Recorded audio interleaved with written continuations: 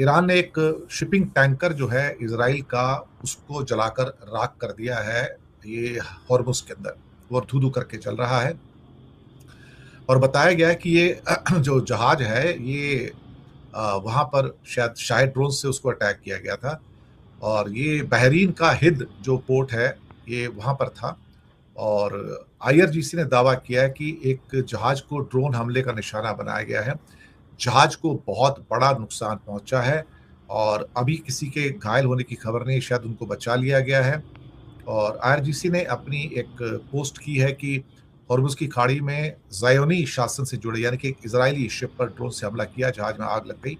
इसका नाम है एमएससी इशाइका। जी हाँ। और अभी तक इजराइल की तो इस पे कोई अभी प्रतिक्रिया आई नहीं है, कोई रिएक्शन नहीं आया है। और लेकिन हाँ, अभी लग रहा है कि चीज़ें जो हैं थोड़ी-सी उल्टी-पुल्टी हो रही हैं। इस बीच जापान के भी 2 शिप निकल गए हैं। कल एक फ्रांस का शिप भी निकल गया था। उस फ्रांस के शिप तो इसलिए निकाला था कि यूनाइटेड नेशन के अंदर फ्रांस ने ईरान का साथ दिया, तो एज़ ए थैंकफुल जेस्चर उनमें से ये जो हैं ये एक जहाज उनका फ्रांस के फ्लैग वाला उसको अलाउ कर दिया गया था।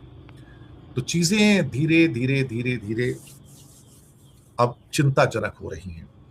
अब हमें अपनी रोटी की चिंता करनी पड़ेगी। तेल की चिंता तो है ही है, लेकिन रोटी की चिंता करेंगे। इस महीने अब अप्रैल स्टार्ट हुआ है तो छठा हफ्ता भी स्टार्ट हो गया। जी हाँ, ये वॉर का 6th वीक स्टार्ट हुआ है, 36वां दिन है। और 6 महीने में सबसे हाईएस्ट लेवल पे फूड प्राइसेस दुनिया में पहुंच गई हैं, हाईएस्ट लेवल पे हैं। सारे कंट्रीज में है, मैं आपको बताऊं। ऐसा नहीं कि इंडिया में तो हो ही रही हैं, और बाकी जो कंट्री हैं सब जगह हैं।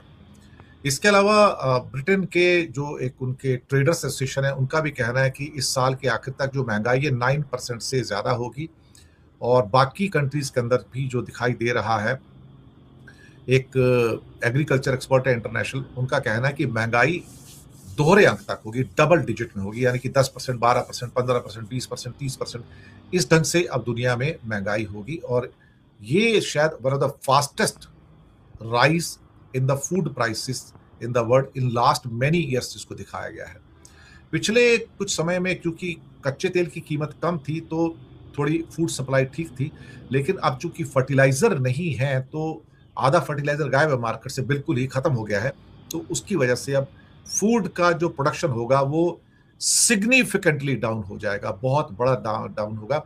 साथ में खाने के तेल की कीमतें भी बढ़ रही हैं। मैं आपको बताऊं कि इंडिया के अंदर जो पाम ऑयल की कीमतें जो इंपोर्ट होता था उसकी कीमतों में ऑलरेडी 20 से 30% का राइज हो गया है। 30 से 40% का राइज सोयाबीन ऑयल जो हम इंपोर्ट करते हैं उसके अंदर भी हो गया। तो अभी सपोज करो आपको कोई एक ऑयल जो है 180 रुपए का मिल रहा है लीटर का बाजार में, कोई भी एक एडिबल ऑयल होगा, वही ऑयल और आपको एक महीने के अंदर अंदर शायद 200 से 220, 230, 240 तक मिलेगा। इसी ढंग से दालों का बहुत बड़ी संख्या में इंपोर्ट होता है, तो वो भी महंगी होनी शुरू हो जाएंगी। और चूंकि फर्टिलाइजर नहीं है तो इसका मतलब जो चावल की फसल है उसके अंदर भी प्रॉब्लम आएगी। अभी सुनने में आया कि अमेरिका के अंदर फर्टिलाइजर ना होने से फसल की संभावनाएं कम हो गई हैं। ऑस्ट्रेलिया में ऑलरेडी डिक्लेयर कर दिया सरकार ने कि वहां पे बुआई कम हुई है, क्योंकि वहां पर फसलों के अंदर जो बुआई होनी थी, सोइंग होनी थी, वो कम हो गई है। और वहां पर कीमतें जो हैं आने वाले दिनों में अभी मानसून के बाद और बढ़ेंगी। साथ ही में मीट, मांस, मच्छी की कीमतों के अंदर भी इंक्रीज देखने को मिला है। डेयरी प्रोडक्ट्स के अंदर भी कीमतें तेजी से बढ़ी हैं। चीनी के अंदर, शुगर के अंदर 7.2% की तेजी आई है। और गेहूं के रेट में आने वाले दिनों में, अभी इस साल तो फसल हो गई है, अभी इंडिया में तो हो चुकी है, बाकी जगह का पता नहीं, लेकिन फिलहाल जो बाकी जगह जो प्रोडक्शन आएगा उसके अंदर भी क्या कहते हैं कि चीजें हो सकती हैं। इसके साथ ही ट्रंप साहब ने एक 48 आवर का नोटिस दिया है। और ये 48 आवर का नोटिस पहले कितनी बार दिया जा सकता, पहले 48 आवर दिया था, फिर 5 दिन का दिया था, फिर 10 दिन का दिया था। उसके बाद अब इनके बहुत सारे जो प्लेन्स थे उनको डाउन कर दिया गया, क्योंकि सुनने में आया है कि यहाँ पर जो एयर डिफेंस सिस्टम है, कुछ जो नए आए हैं, वो अपने आप में उसको मजबूती दे रहे हैं। और ये भी पता लगा कि उनका एक सिस्टम नया आया है माजिद के नाम से। जी हाँ, माजिद एयर डिफेंस सिस्टम है। S-400 तो उनके पास ही है। सुना है कि अमेरिकन फाइटर्स के लिए माजिद एयर डिफेंस जो है ये थोड़ा-सा फेटल प्रूव हो रहा है। ये है क्या चीज़ माजिद का जो सिस्टम है? सुना है 2021 में अभी 4 साल 5 साल पहले इसका एक्सपेरिमेंटेशन स्टार्ट किया था और जो भी एयरक्राफ्ट थोड़ा नीचे आ रहा होता है ये उसको ट्रैक कर लेता है। माजिद एक मोबाइल एयर डिफेंस सिस्टम है। इसे किसी भी ट्रक पर लगा सकते हैं और आसमान से आने वाले खतरों को पहचानता है, उसको मार गिराता है। ये दरअसल इंफ्रारेड गाइडेंस सिस्टम पर काम करता है। ये अपने आप में साहब ये बहुत बड़ी बात है, क्योंकि इसमें क्या होता है ना कि रडार के ऊपर आपको ये नज़र नहीं आता है, जो स्टेल्थ फाइटर्स होते हैं वो नज़र नहीं आते। लेकिन क्या होता है ना कि जो भी एयरक्राफ्ट चलता है, तो वो अपने पीछे ना गर्मी छोड़ता है, उसकी हीट आती है और वो हीट को ये ट्रैक कर लेता है। इसमें एक नया सिस्टम जो है तो पुराना सिस्टम, उसको ईरान ने अडॉप्ट किया है, that is called passive infrared detection system. Passive infrared detection system, इसको PIRS कहा जाता है। इसको यूज किया गया साहब, इसको यूज किया गया और माजिद के अंदर भी यही सिस्टम यूज किया गया है। और वो जो हीट पीछे छोड़ता है ना, ये उसको ट्रैक कर लेता है। हीट को ट्रैक करता है तो उसके बाद ये शॉर्ट रेंज के अंदर बहुत आराम से क्या कहते हैं कि उसको फिर गिरा देता है। और इसकी ट्रैकिंग जो है क्षमता है वो भी काफ़ी अच्छी है। हालाँकि मैं ये नहीं कहूँगा कि वो S-400 टाइप का बहुत सोफिस्टिकेटेड है।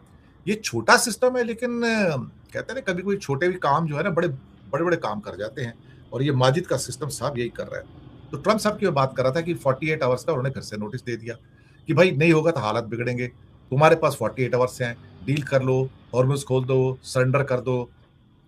अभी आप मुझे बताइए साहब, अगर एक गीदड़ शेर की खाल जो होती है ना, वो पहन के अगर गीदड़ घूमना शुरू कर दे तो आप क्या करोगे? आप कुछ टाइम तक तो समझोगे यार ये शेर है, वो धमकाता रहेगा। ये पहले आया, मैं तुमको टैरिफ लगा दूँगा, मैं तुमको ये कर दूँगा, मैं तुमको वो कर दूँगा, मैं तुम्हारे ऊपर 15% ड्यूटी मारूँगा, तुम मेरे ऊपर 0 मारोगे।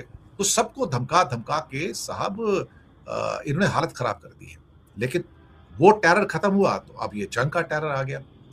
ये आदमी जब तक रहेगा ना तब तक दुनिया को बर्बाद करता रहेगा। आप इससे ज़्यादा मैं और क्या कह सकता हूँ सर। तो ये जो इनकी 48 आवर की धमकी है ना, ये फिर कोरी कोरी धमकी है, इसके अलावा और कुछ नहीं है। $200 बिलियन पेंटागन को नहीं दिए कांग्रेस ने, कांग्रेस का मतलब पार्लियामेंट ऑफ अमेरिका। तो अब उन्होंने $600 बिलियन ज़्यादा मांग लिए हैं। पहले $900 बिलियन का बजट था डिफेंस का, अब $1500 बिलियन मांग लिए। किस लिए? ताकि मैं $600 बिलियन के नए हथियार बना सकूं। मेरे हथियारों की कमी हो गई है, तो दोबारा से उसको मैन्युफैक्चर करने के लिए मेरे को एक्स्ट्रा $600 बिलियन चाहिए। किसके पास जाएंगे पैसे? ये वेपन्स की फैक्ट्री किसकी है साहब? आप सोचिए, ज्यूस की। तो पैसा किसके पास जाएगा? ज्यूस के पास। देखो, वेपन्स की फैक्ट्री उनकी, हवाई जहाजों की फैक्ट्री ज्यूस की, इंश्योरेंस ज्यूस का, मेडिकल इंडस्ट्री ज्यूस की, फार्मास्यूटिकल इंडस्ट्री ज्यूस की। सब कुछ तो उनका है साहब।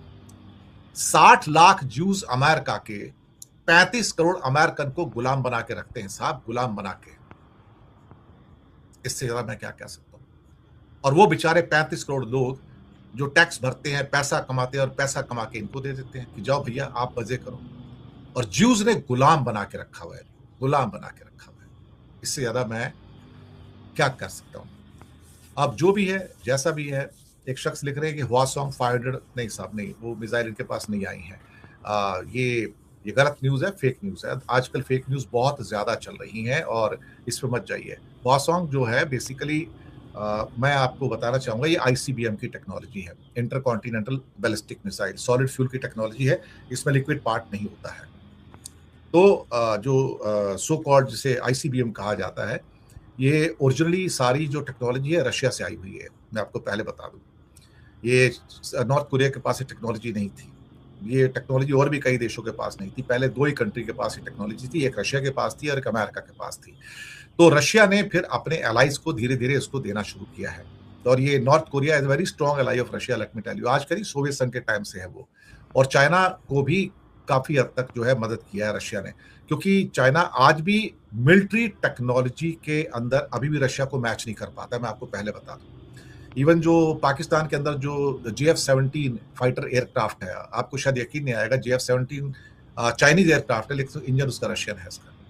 उसका इंजन रशियन है और अभी बीच में पाकिस्तान ने ट्राई भी किया था कि मैं इसके इंजन डायरेक्टली रशिया से ले लूँ और बातचीत चल भी रही थी उनकी। उसके बाद क्या हुआ मुझे पता नहीं है, कोई खबर आई नहीं है उसके ऊपर।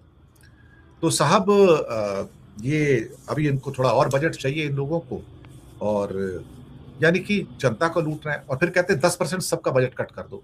हेल्थ हो गया, एजुकेशन हो गया, सोशल सिक्योरिटी हो गया, सड़कें हो गई, मेडिसिन हो गए।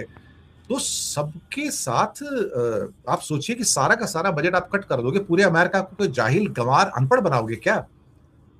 वो दरअसल मागा सपोर्टर भी वही है जो इंडिया में अंधभक्त है सारे के अंदर। जो इंडिया के अनपढ़, अंधभक्त है, जाहिल, गँवार, बिल्कुल वैसे ही वहाँ पे अमेरिका में भी हैं। तो अमेरिका को कोई आप बहुत ज़्यादा अच्छा मत समझना। और वो किसको इलेक्ट करेंगे अल्टीमेटली? एक दूसरे अनपढ़, जाहिल, गँवार को इलेक्ट करके रखा हुआ है, जिसका नाम ट्रम्प है। आप क्या करोगे साहब? कोई उसके सामने कोई इसको एडवाइस दे दे, तो उसको उठा के सैक कर देता है कि मैं सब कुछ जानता हूँ। इससे ज़्यादा मैं क्या कह सकता हूँ?